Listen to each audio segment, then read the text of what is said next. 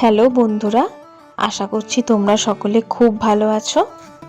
আমার আগের ভিডিওটাতে এত ভালোবাসা দেওয়ার জন্য তোমাদেরকে অনেক অনেক ধন্যবাদ। তাই আজ আমি চলে এসেছি একদম ঘরোয়া উপায়ে, পনির নয় কিন্তু পনিরের মতোই তোফু রেসিপি নিয়ে।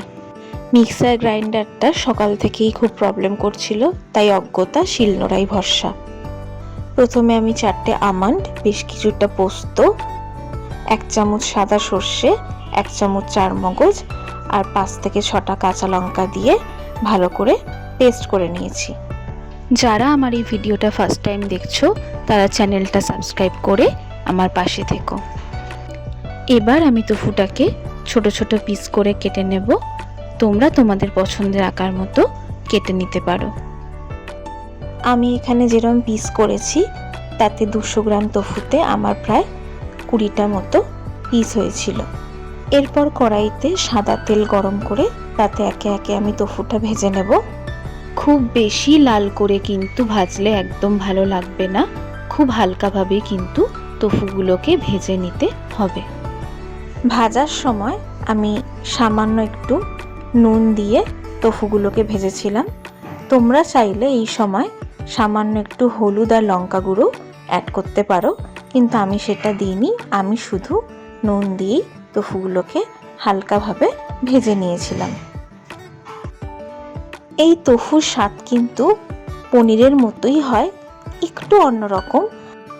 আর যারা দুধের জিনিস খেতে পারো না তারা কিন্তু এই সয়া তোফুটা একবার ট্রাই করে দেখতে পারো। সমস্ত তোফুগুলো ভাজা হয়ে গেলে ওই সাদা তেলেই আমি একটা তেজপাতা, 3টে এলাচ, অল্প দারচিনি, লবঙ্গ দিয়ে বেটে রাখা ওই পেস্টটা আমি তেলের মধ্যে দিয়ে দিয়েছিলাম। পেস্টটা দেওয়ার পর বেশ কিছুক্ষণ নাড়িয়ে চাড়িয়ে তাতে স্বাদ মতো নুন, হলুদ গুঁড়ো, লঙ্কা গুঁড়ো দিয়ে দিলাম। তোমরা চাইলে এখানে সামান্য চিনিও অ্যাড করতে পারো।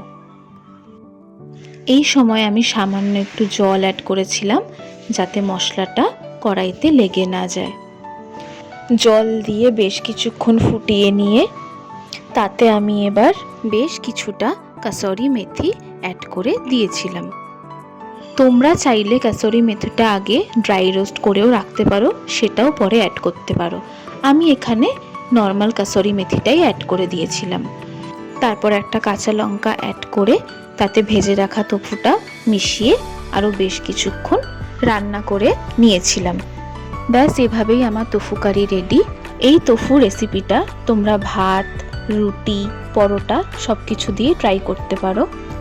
আর আমার এই সম্পূর্ণ নিরামিষ তোফু রেসিপিটা যদি তোমাদের ভালো লাগে তাহলে কমেন্ট বক্সে জানাতে ভুলো না কিন্তু। আজ তাহলে আসি, সকলে ভালো থেকো, সুস্থ থেকো, টাটা।